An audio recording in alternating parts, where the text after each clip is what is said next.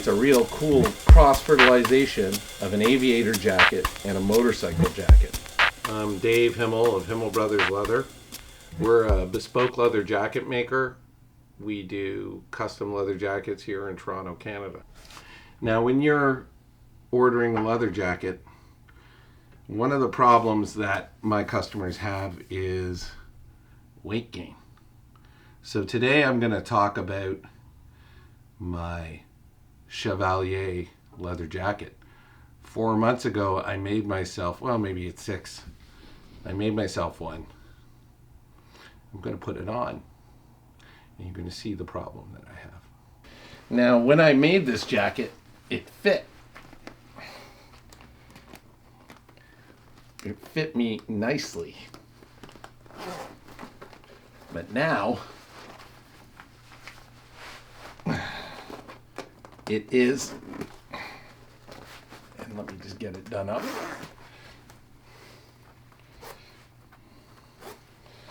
It is a leather corset. So this is an interesting problem when it comes to leather jackets, because you can't make a jacket bigger. I mean, you can. I've done it, and it's a lot of money, and it never looks nice. So this is the Chevalier. It's what we call a boner jacket. In this particular instance, I used another one of my vintage old stock Navajo belt buckles on the jacket. You can see it's a very tight fitting, very rock star style jacket. I'm just going to turn around. You can see that incredible V shape. When a jacket's a little bit too tight, it gives you a real cool shape, like a girdle. Unfortunately, right here, this guy's a little bit too tight. One of the interesting things about a jacket, when it's too tight on the belly, very hard to move the arms. This here doesn't give, and it pulls all the way up the jacket. See that? It's pulling up. A little bit of a corset. This is a good example of what happens if it's too tight, or if you don't have enough leather in the bottom. It can seriously, you see that? Impact the top and lock your arms up. But it is a beautiful jacket, and with some weight training, perhaps a little less eating, and sitting at my desk, I'm going to be able to fit it again. This design is based on one of my all-time favorite vintage jackets, but it's been redesigned for fit and redesigned with some interesting features that weren't on the original jacket. I'm going to talk about this jacket sitting down, so I'm going to take it off. Okay, so we're going to talk about my Chevalier jacket. So the first thing you should know about this jacket is this is one based on one of the rarest early motorcycle jackets. It's very Flash Gordon by a company called Leather Togs. Now, I've talked about Leather Togs in the past. Leather Togs was the, what I would say, first inventor of the standard deep pocket double rider jacket. You want to talk about that sort of Wild One jacket. Those jackets, I feel they wouldn't exist in their form without this company, Leather Togs. Very interesting company, very little known about it, out of Massachusetts. Every jacket they made was perfect. Every jacket they made was perfectly constructed, and I've seen the inside of one of their jackets. I don't even want to go into the magic of how they cut and built their leather. Every single one of their jackets was later replicated by big brands, some brands that are still in business today. So their deep pocket jacket, this Chevalier style jacket, was the likes of Beck. The entire company of Beck was based on Leather Togs jackets. Buco jackets, their earliest models with big silver spots, their J21 Top Flight jacket, they wouldn't exist without this jacket and the deep pocket jacket from Leather Togs. So basically a motorcycle rider's jacket company from the 30s that disappeared after the war. What makes this jacket insanely cool is its incredible V shape. It's slightly longer than a modern motorcycle jacket, even for a 30s jacket. It goes all the way down to the belt and maybe a little bit past. And it has these incredible arms that are shaped almost like cones that tighten right around the wrist. This is a very early innovation to make a really tight wrist on your jacket so that when you put your arm forward, the jacket doesn't slide up your arm. Most jackets were built for comfort. They didn't really consider this idea that you would need the jacket to not ride up your arm. And then very tightly fitting around the body, not just to make you look cool, but so that when you were riding your motorcycle, if you fell off, the jacket didn't ride up, expose your skin, and then you ended up in the hospital. In 1935, you did not want to end up in a hospital. So these guys made their jackets out of this rugged chrome tan leather. They're the leather togs. The few examples I've had, maybe 4, 5. In my hands, maybe 20. What I own, 1. They're just beautifully constructed, beautifully patterned, beautiful materials, beautiful sewing, and just an incredible mix of that sort of heroic 1930s hero we can imagine wearing a jacket with that sort of light decorative quality of design. Some of them slightly more decorative, some of them slightly less decorative. So when you see this jacket, the first thing you notice is that V shape. It has this very narrowing to the waist sort of quality. You saw it on me. And you have these 2 beautiful arced panels that make up the front. Now what's interesting about that is wind protection. It literally, instead of having a medial zipper right down the center, sort of puts a zipper off to the side. And so if you were riding and the wind was hitting you, it's sort of bending around you, less likely to travel through the jacket. The second thing is that you saw there's a really large internal flap when I took it off. You might think that it's a waste of leather, but that flap sits under that beautifully curved zipper. And getting that curve in that shape is incredibly difficult to figure out from a patterning perspective. And it doesn't allow the wind to flow through that zipper. The third thing about that curved shape is that in the pattern makers who invented this style of jacket somehow intuited that perfect curve so that when you wear this on your body, this line on this panel and this line on this zipper, when the jacket's flat, that show this sort of ovular curve, straighten out on the body, because the body is curved, arced that way, and the arc of your torso with the arc of that zipper sort of straightens it out for a very interesting aesthetic look on the body. This is even the belt on these jackets is incredibly cleverly designed.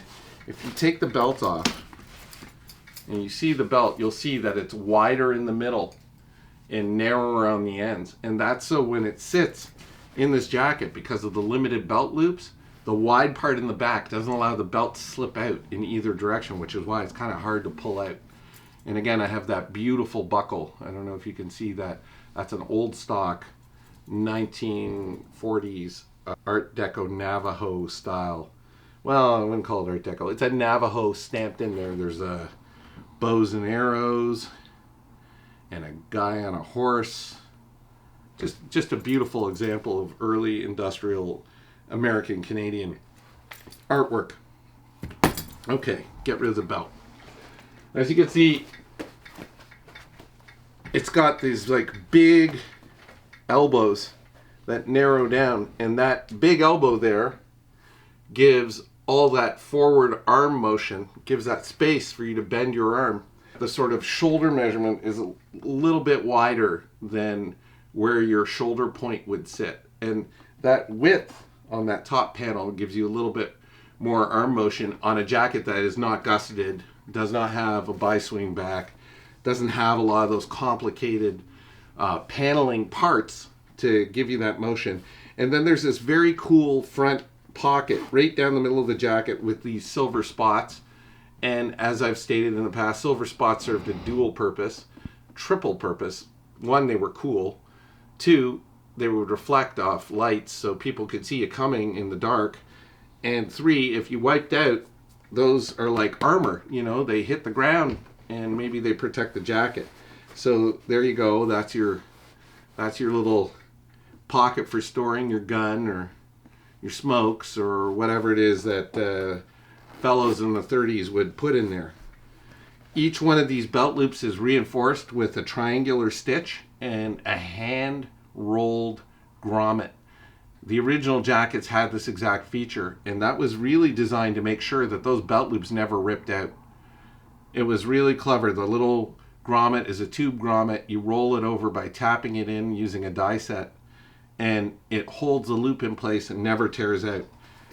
This snap right here serves a purpose. See that huge wind flap? You snap it right in there. The collar construction on this is magnificent and majestic. Has a slight curve that straightens out when you're wearing it against the curve of your body. And these triple snaps so that if you're wearing it, it has a cafe style collar. And that collar shape, incredibly hard to capture, hangs down enough that it doesn't choke your neck, but it defends from wind traveling down into the jacket. But what's really clever is there's a snap right here, and if you notice, we've created a snap cap for that. Okay, what a snap cap is it's a little snap that you can take off and you can put somewhere else. And if you wanted to wear on a hot day this heavy jacket open, you would unzip the zipper, take the snap cap off right here on this one. See, there's a snap cap right there. Put them in your hand, you don't want to lose them, or put them in your cool pocket. Unsnap the jacket, and this guy bends right into there in a reverse snap, and there you go. The jacket is now worn open, let some wind flow through in case you're getting too hot, or worn kind of like a double rider with a fancy collar. So I'm going to close the jacket up again. As you can see on the inner flap, there's another inner pocket. So you have one pocket on the front and one pocket on the inside, and that's where you could store the stuff that you don't want people to know you got in your jacket. That's the illicit pocket. Again, it's quite large. So it's a transverse pocket.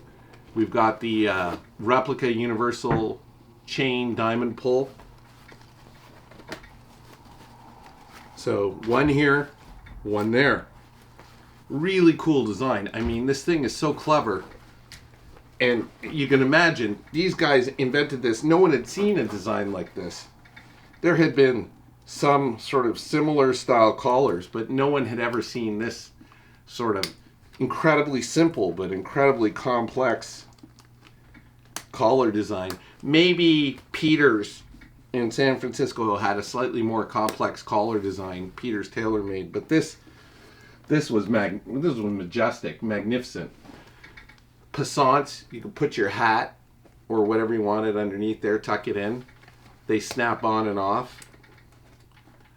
Originally a military application, you know, those big metal things with the fringes, you would snap those in there. Those were called epaulets, and they would go in the passant, right? So that very cool design on the front. You've got the passants, you've got the curved zipper, inside pocket, outside pocket, removable snap covers. Now let's look at the back. What's different in my jacket than the original Togs jacket is I put on a fancy back. The original Togs jacket had a plain piece of leather. I put an expansion gusset in the back with this double pleat. The double pleat is strictly deco. The yoke is true in the sense of jackets of the period, but on the original Togs jacket, this whole back panel would be one clean piece. I felt this expansion gusset right there was necessary to give a little more room to the arms. If you order one, you don't need it. I put it in. It has its own complicated issues, but it's very cool. like all Togs jackets, they put in an extra piece of leather in the armpit, and that's again to aid in the forward motion of the arm. Rather than putting the bi-swing back, which they didn't really know how to do, they put an extra gusset under the arm, which was very interesting. And if you notice on the back shoulder is very wide, and that has a way of creating a fold of leather so that when your arms are down, there's a little bit of extra leather here, and when you move your arms forward, that leather expands forward. So it creates a lot of great motion. And like a sports jacket versus a motorcycle jacket, it has the half belt with a short waist. So you can see that beautiful deco design. It's a little bit fancy. It's not super primitive on the back, but it has the sunburst sort of style that was typical of Canadian jackets in the 30s, and I wanted to make it a little bit Canadian. The other interesting feature is it has this snap removable belt loop, and that serves a dual purpose again, and it was on the original jackets. It was a way of holding the belt in, but you could put this through your pants and hold your pants up tight to the jacket so that you wouldn't get that gap when you lean forward where the jacket might pull up and expose the skin between the top of your pants and the back of the jacket. Or if you fell off, the hopes were it would hold the jacket tight to the pants, keeping your whole back protected from the ground. So really just an incredible design. I'm going to show you the inside, and then I'm going to talk about the leather. The Chevalier, by the way, Chevalier. It's a good French-Canadian name. It's not just a knight or horseback rider, slang for a car. Very Canadian. Again, this one's got the World War II replica green side of the frog skin U.S. Marine Corps. You have a stock inside pocket, and then you have the stock outside pocket. They're separate. They don't meet up. One does not reach into the other. That's snapped closed. This lovely heavy cotton twill, which I think is appropriate for the inside of this jacket. A center pleat, because if the jacket expands, the liner has to expand. My beautiful taffeta deco label. Black cotton twill lining the sleeves for extra slip. And a leather waistband here. One, you need that for the snap and the strength, but that's an area of extreme wear. So you want to have that over time to protect the liner from wearing out. And then you can see we have a little bit of leather facing.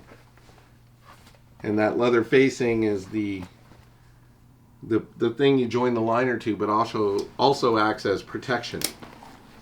So it's just an incredible design. For the cuffs, on the original jacket, this outer piece would have been separated off, and in some cases they had a longer cuff zipper. I chose a really primitive short cuff zipper, partly because the arc to the cuff is so extreme. It goes from wide to narrow so quickly. You don't really need much of a length of a zipper, and I just thought this short zipper looks cool. And as you can see, using a single needle machine, we double top stitched up these seams, which is a very beautiful feature of the stitching choice that we did for the jacket. So we have different gauges for different parts of the jacket, and they're designed for strength, but also for beauty in terms of top stitching and making it look nice. So that is what I can tell you about the design. That's what I can tell you about the construction. The final note is this is Horween leather. This was a run of leather done exclusively for us. Nick Horween and I met in Chicago, and he produced this run of horsehide for me. As you can see, this incredibly grainy horsehide. I can tell you this is a very, very beefy feeling hide. This is some of the thickest horse that we use in our jackets. It's somewhere 3-ounce leather, 1.2 to 1.4 millimeters in thickness, but it has a real beef to it, a real strong but flexible hand. And when you get the leather, it's pretty smooth. It's still uncorrected top grain, but it instantly, upon wearing, just pops up this crazy pebbly, horsey grain to it. Has a bit of a leather smell, not quite as leathery and tanny smelling as the Japanese hide, but still there's a good, nice, strong leather smell, and it has this incredible grain across it, but it's got a weight to it. So if you're into like a weighty, heavy leather, black pigment finish, a little bit of wax on top, pigment like paint. It's a chrome veg retan, so it's basically similar to the Horween Chrome XL, but with some vegetable tanning done afterwards to sort of shrink the grain and give it a little more strength and give it a little more contracted, fibery qualities to it, and a little more of that woodiness that you get when you use a vegetable tan. In this case, I got something special done. It was quite dear to pay for, but the outcome was incredible. This is one of my best motorcycle grade leathers that we offer. Again, Horween, one of the oldest tanneries in the business, and experts at Cordovan shoe leather and providing leather to all the professional sports teams in America. So, again, Chevalier rider's jacket. If you like this video, I'm Dave Himel. Follow us on Instagram TV, IGTV, YouTube. Like our stuff, follow it. We got a bunch of videos.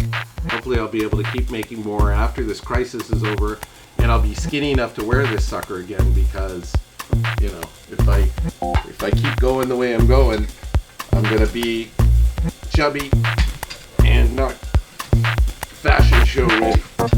Thanks very much. Thanks for watching.